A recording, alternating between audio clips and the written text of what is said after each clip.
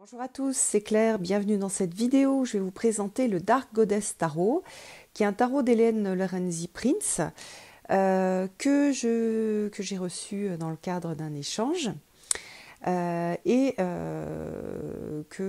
j'aime énormément, et à la fin je ferai un petit tirage avec vous pour vous montrer comment on peut travailler aussi avec les dieux et les déesses, quelque chose de super simple. Alors, donc c'est un tarot que je regarde depuis longtemps, qui m'intéresse depuis longtemps.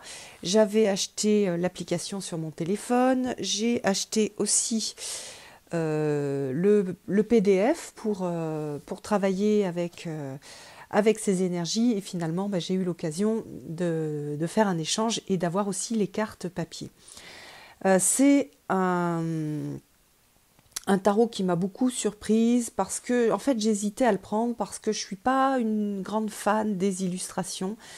Par contre, il a quelque chose, ce tarot, qui est vraiment qui est touchant et qui est très powerful, qui a du pouvoir en fait et qui a un impact en fait. Il y a vraiment un impact à travers, non pas les illustrations, mais enfin sur certaines illustrations si, mais aussi sur tout ce qu'a écrit l'auteur Hélène Lorenzi Prince à propos de la déesse qui est représentée. Donc ça arrive dans une boîte cartonnée, voilà, bon. Il n'y a pas de décoration à l'intérieur, c'est vraiment du carton. On a un petit livre compagnon, et puis on a les cartes. Alors, les cartes sont grandes, elles sont plus grandes qu'un tarot classique.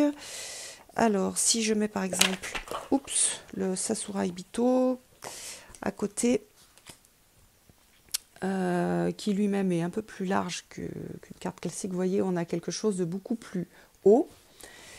On a derrière donc des écailles de poisson, on dirait. Voilà, donc ça c'est la carte de présentation, et après on va regarder les déesses. Alors, dans le petit livret compagnon, on a donc certaines représentations en couleur. On a des propositions de tirage. Donc par exemple celui-là, la substance des choses, l'ombre. Voilà, on a voilà, donc pas des tirages, un seul tirage. Et ensuite, on a pour chaque carte, donc vous voyez par exemple ici le fou, donc on a le nom de la déesse, Sheila Najig, qui elle est, et comment dire, une petite phrase un peu poétique. Donc on va avoir pour chaque carte ça. Ça veut dire que c'est pas c'est un jeu qui est assez complexe. On peut l'utiliser tel quel. Moi, je trouve que ce qui fait vraiment la richesse de ce jeu, c'est ce que j'avais acheté donc en complément. Mais sachant que dans l'application, on a tout le texte, mais moi j'avais envie, enfin non, j'ai commencé par acheter ça en fait. C'est tout le texte, tout le travail qui a été fait sur le tarot. Et vous voyez là, pour chaque, je me suis mise au soleil, mais c'est pas pratique, mais voilà, pour chaque carte, on va avoir la représentation en couleur. D'ailleurs, chaque carte, elle l'a dédiée à une personne.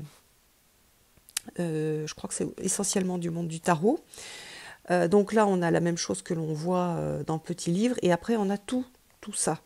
Donc ici, on a l'explication de qui est la déesse, son histoire, quelque part son message à travers l'histoire. Et après, on a, lorsqu'elle apparaît dans un tirage, voilà les conseils. Et là, on a rentrer dans des nouvelles opportunités avec confiance, mais sans sans être aveugle. Tout ouvrir, y compris les yeux. Ne voyez pas seulement ce que vous êtes, ce que vous connaissez déjà. Voilà, on a ce genre de textes, et là, c'est des textes qui sont très très intéressants et qui permettent de faire des tirages. Et puis, en fin en fin du petit du compagnon PDF, hein, qui fait 166 pages, hein, donc même 168 pages.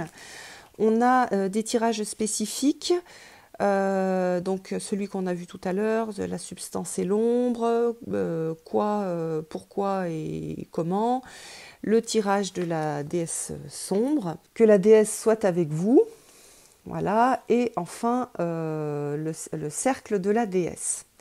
Voilà. Qui est plus d'ailleurs un travail à faire qu'un tirage. Voilà, donc pour moi, ça serait dommage en fait de n'avoir que le jeu. Ça perdrait beaucoup en puissance, sauf si vous êtes complètement amoureux des illustrations, et dans ces cas-là, voilà, il y a toujours intéressant. Alors, j'ai pas mis le jeu dans l'ordre. Ça, c'est une carte que j'ai publiée. C'est ma carte du mois de janvier. C'est la Morrigan. Et vous voyez qu'elle représente la souveraineté et ça correspond donc à l'empereur. Ici, on a la libération avec Perséphone, donc, qui passe une partie de l'année dans le monde souterrain, une partie de l'année sur Terre, et c'est cette partie de l'année, donc c'est l'été et le printemps, où on a la végétation qui est vivante. Voilà, l'as de feu, donc de bâton, on a Vesta. Donc là, ce sont des déesses qu'on connaît bien, qui font partie des panthéons grecs ou romains. Voilà, Hécate, qui se trouve à la croisée des chemins. J'ai adoré j'ai adoré la signification d'Hécate, parce que souvent on dit à la croisée des chemins et on a à choisir entre un chemin ou un autre. Et là, dans le message, il y a quelque chose aussi du type, il y a ton propre chemin, qui n'est pas forcément les deux que tu vois devant qu'on t'a proposé, mais il y a celui que tu peux inventer, ton chemin qui t'est propre.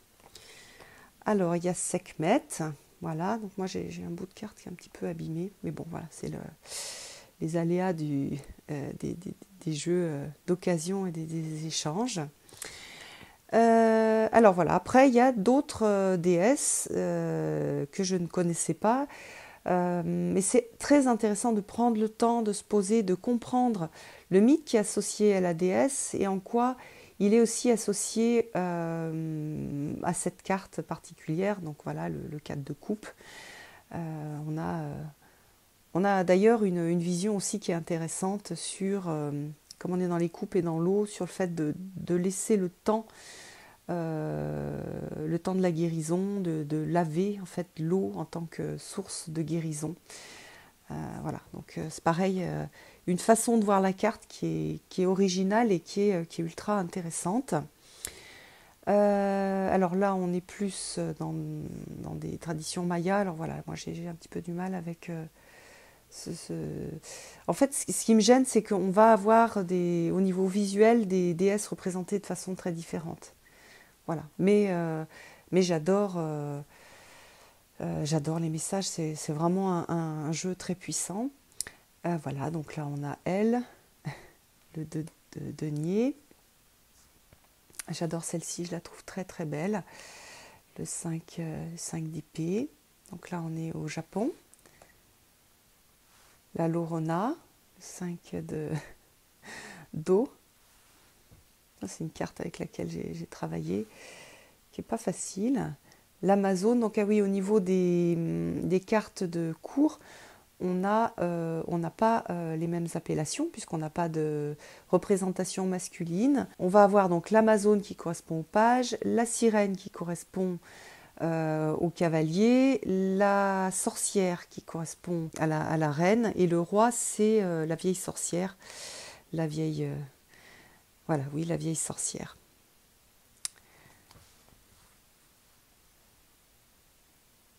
Alors les couleurs sont vachement jolies, j'aime bien. En plus, en fait, c'est le type de dessin que je pourrais faire sur ce genre de représentation.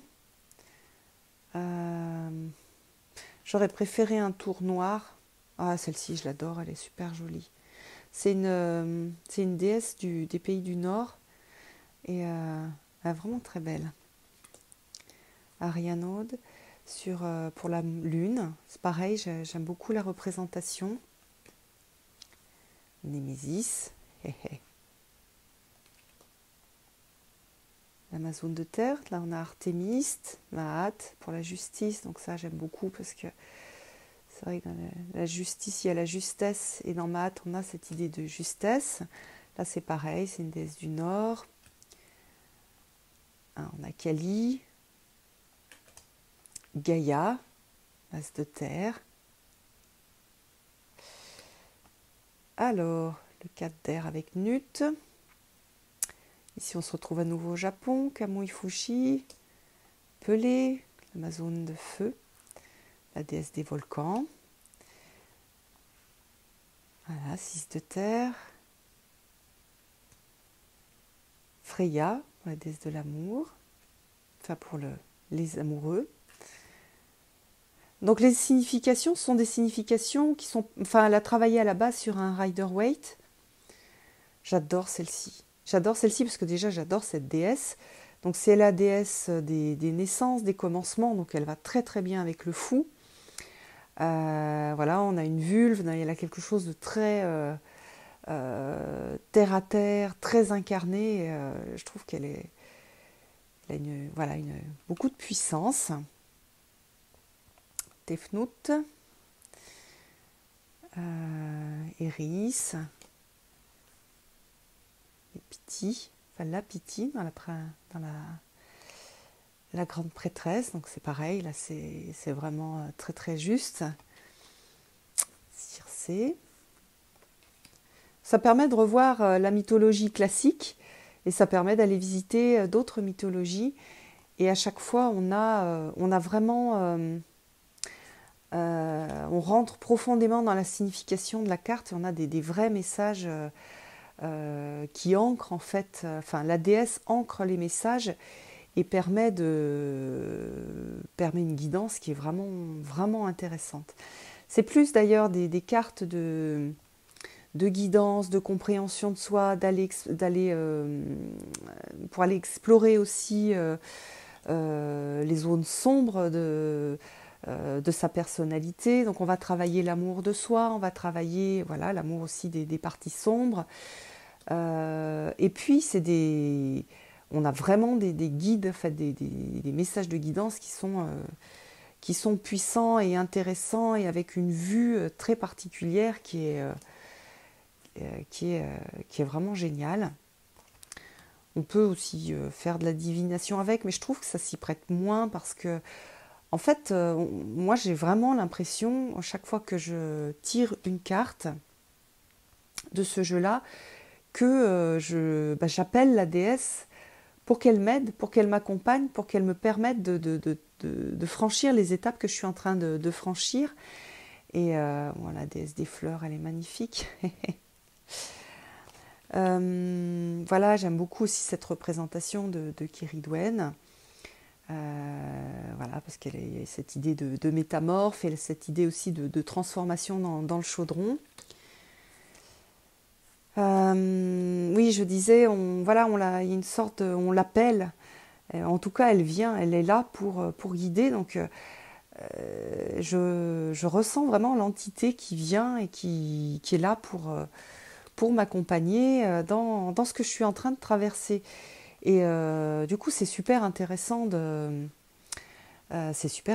travailler avec. D'ailleurs, maintenant, lorsque je fais des tirages, que j'accompagne des personnes dans le cadre de tirages, je vais d'abord tirer une déesse et je vais regarder comment cette déesse, elle accompagne la personne sur son chemin de vie. Et chaque fois, j'ai des choses qui sont et surprenantes et très très justes. Et je sais qu'après le tirage, la déesse va continuer d'accompagner la personne. Donc c'est vraiment, vraiment intéressant. En plus, parmi les personnes pour qui je tire les cartes, j'ai principalement des femmes, donc elles arrivent assez... la connexion avec le féminin est beaucoup plus facile, mais c'est aussi des déesses qui accompagnent les hommes. Hein. On est passé d'un monde patriarcal, et le monde patriarcal est en train de refaire place au féminin. Donc on est en plein dans ce qui se passe aujourd'hui au niveau des énergies. Donc on est sur ces énergies féminines qui ne sont pas toutes des énergies comment dire, là on a aussi la démonstration et à travers ces déesses qu'on n'est pas juste dans l'énergie de la mère ou de la femme séduisante ou de la beauté. On a aussi, par exemple, sur cette carte-là, des aspects du féminin qui sont des aspects feu. D'ailleurs, dans certaines traditions, on a aussi le soleil qui est, contrairement à aux traditions qu'on connaît, on a aussi le soleil qui est attribué à certaines déesses. Voilà, quand on voit Sekhmet, c'est pas une déesse qui représente quelque chose de super tranquille, de super doux. Non, on a quelque chose de féroce. Et donc c'est intéressant de voir aussi qu'on a ces aspects dans le féminin. Bon, ça j'adore. Baba Yaga, c'est une des énergies des énergies. C'est une sorcière. Elle a quelque chose qui me plaît beaucoup et qui résonne en moi. Donc j'aime beaucoup Baba Yaga. J'aime beaucoup aussi Maman Brigitte. Elle m'a apporté des choses l'année dernière très intéressantes. Voilà, là on a des choses plus douces. Bien sûr, on a Isis, et là c'est le magicien. On a Athéna. Brigitte, pareil, c'est une déesse avec laquelle j'ai travaillé. Oya, je ne la connais pas bien, mais je trouve l'illustration très, très intéressante et très inspirante. Le deux dos. Donc voilà. Donc là, c'est d'autres déesses, de peuples de la mer, je ne me rappelle plus, Face the Deep. Alors c'est pas un jeu qu'on va facilement utiliser au niveau intuitif, à moins de bien connaître les déesses. Il y a vraiment un travail à faire avec le livre. Alors, j'ai mis de côté, voilà, celle-ci. Donc, je vais faire un tirage pour mon année avec les déesses qui vont m'accompagner chaque mois de l'année. Alors, c'est un tirage qu'on peut faire avec des déesses. Donc, par exemple, avec ce jeu-là, c'est un tirage que vous pouvez faire aussi avec des animaux totems, même avec un tarot classique. Donc, on va avoir une carte d'énergie d'accompagnement. Alors, moi, comme ce sont des déesses, c'est vraiment quelle déesse m'accompagne et m'aide dans les challenges de ce mois. Donc pour ce mois-ci, pour janvier, pour moi c'était la Morrigan. Et vous pouvez donc le faire aussi avec les animaux totems. Moi je l'ai fait d'autres années avec les animaux. Voilà. Donc pour janvier, je vais déjà poser ici. Alors, hop. Alors ça ne va pas être évident de tout montrer. Donc je brasse. Les cartes sont assez grandes, donc je ne peux pas brasser dans l'autre sens parce que j'ai des mains assez petites. Et alors là, j'ai le trépied entre les bras, c'est pas évident. Voilà. Alors, hop, je vais brasser. Bon, je brasse pas forcément très très bien parce que en fait, j'étale les cartes et je vais les choisir alors qu'elles sont étalées, donc il n'y a pas forcément besoin qu'elles soient très bien mélangées.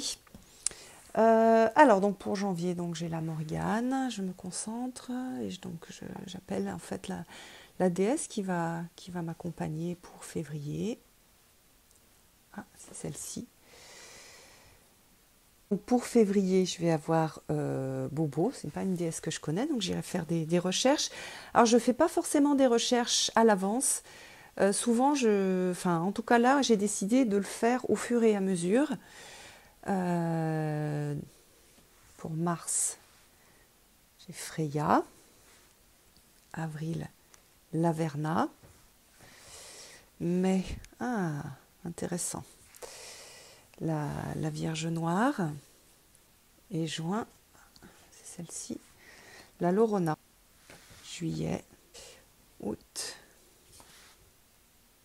Ah, je ne connais pas du tout. Septembre, octobre. Ah bah tiens, celle-ci, elle me gêne, donc ça va être intéressant. Novembre et décembre. Red Dakini, pareil. Donc vous voyez que là, alors vous voyez peut-être pas très bien parce que pas la place pour tout mettre.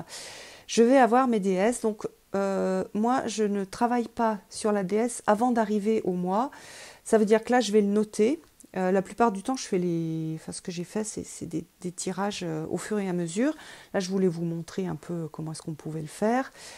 Donc si vous avez un jeu sur les déesses, sur des dieux, sur des animaux totems, sur des plantes, sur sur des fées aussi, sur des voilà, vous pouvez faire votre tirage et je vous conseille aussi de faire comme moi. Alors vous pouvez regarder un petit peu, hein, vous voyez, moi il y en a qui m'ont fait un peu tilter parce que je les connais et j'ai plus de mal à me connecter, donc c'est bien, ça veut dire que ça va être des mois un peu de challenge.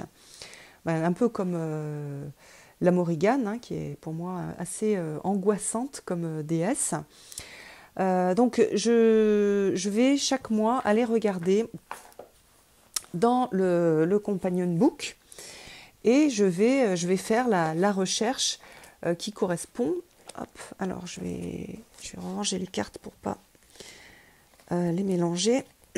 Donc par exemple, si je veux regarder pour février, celle-ci. Voilà. Hop. Je vais lire. Alors, je vais essayer de vous donner donc du coup l'exemple. Alors, on va dans la terre et on est dans la sirène. Donc la sirène, c'est le cavalier. Donc on est sur le cavalier de terre. Alors c'est une déesse grecque apparemment. Voilà, et la petite phrase clé qui est hyper puissante, je trouve, voici la vie dans votre corps, elle est brute, elle est ridicule et elle est sublime. Donc il y a des chances pour que je travaille sur le corps. Donc c'est la déesse du son de cloche. Et en fait, elle est apparemment, elle fait partie de l'histoire de Déméter et de Perséphone, une histoire de sexe et de mort, de fertilité, de renouveau, une histoire sur les grands mystères éleusyniens, sur lesquels ces grands mystères éleusyniens sont basés. Elle représente le pouvoir du rire, pour activer le pouvoir de la sexualité, le pouvoir de la création. Donc je vais être sûre, alors je vais peut-être travailler, je sais que voilà, ça peut m'apporter un travail sur la sexualité, peut-être un travail sur la créativité aussi, hein, la sexualité et la créativité sont très liées. Voilà, donc ça c'est pour le mois de février. Après je vais tout lire, je vais regarder un petit peu les conseils. Donc là quand elle apparaît, qu'est-ce qu'on a? L'humour, lâcher un peu la raison pour aller dans des endroits où il n'y a pas de raison en fait, et ça va être intéressant pour moi qui suis très mentale, donc c'est vraiment quelque chose où on va, un mois où on va demander de lâcher le mental, de rire, comment dire, voilà, de faire un effort dans ce sens-là, et puis d'explorer donc la sensualité du corps, de le bouger, de faire en sorte qu'il se sente bien, mais tout en étant dans une idée comment dire, de profiter, hein. C'est pas aller faire des exercices pour sentir pour me muscler, etc. Mais plus profiter de ce que le corps peut apporter comme plaisir, ça c'est sympa. Voilà, ressentir qu'est-ce qui fait du bien, comment est-ce que je me sens mieux, mieux au niveau et physique et psychologique en prenant soin justement de ce corps-là. Voilà, donc être à l'extérieur aussi, faire des hugs à des arbres, ça c'est des choses que je fais facilement. Je me cache pour pas avoir l'air folle, mais voilà, c'est quelque chose, j'aime beaucoup toucher les arbres. Voilà, ressentir les choses à travers le corps, à travers la peau, donc on est vraiment sur la sensualité.